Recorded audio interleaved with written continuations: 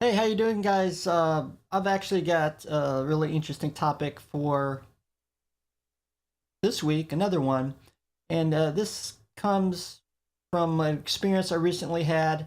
And before I get into that, the whole gist of the topic is when does a computer get so old that you can't really use it anymore?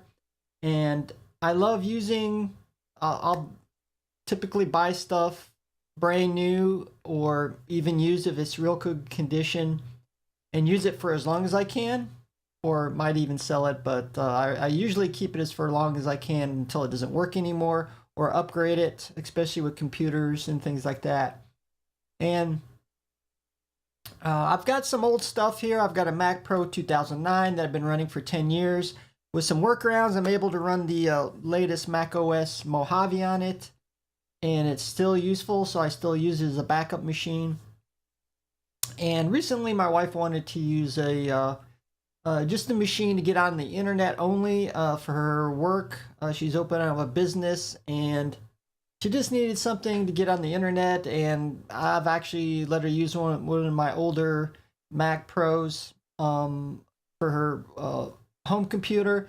So she just wants to use it out for work to do her invoices and things like that, mainly to go on the internet. So we did a recent purchase of a Mac Pro 2.1. I believe it's came out in 2007, I think 2007 to 8 or somewhere around that time. And I figure it'd be okay, it'd just be fine for just the internet. And so she went ahead and bought it. We took it home, and there were some issues, and something I didn't necessarily think about at the time.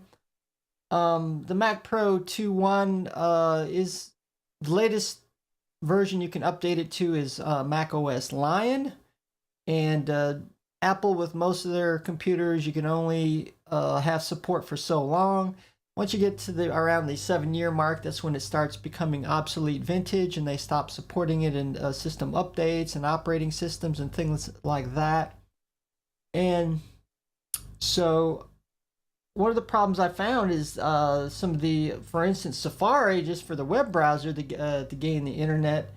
Uh, the last Safari update is 6.16, I believe, and many websites won't support really old web browsers. Obviously, they base their website on using the latest, you know, web browsers, and so when you try to use an old one, it either won't work at all, or you're going to have a lot of issues with Google Chrome. The one that was already installed in there, older version, was flashing in many instances. Perhaps the Flash, Adobe Flash, or other issues. And so trying to upgrade the web browsers, I found I couldn't install Google Chrome, Opera, or Firefox, the newest versions.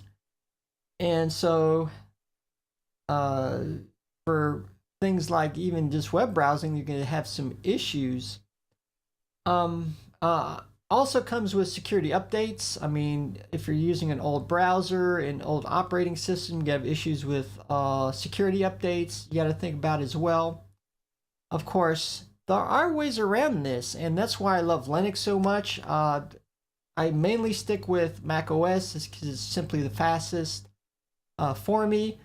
But you can possibly install Linux on a old PC or even a Mac. There are ways you can put it on an old Mac.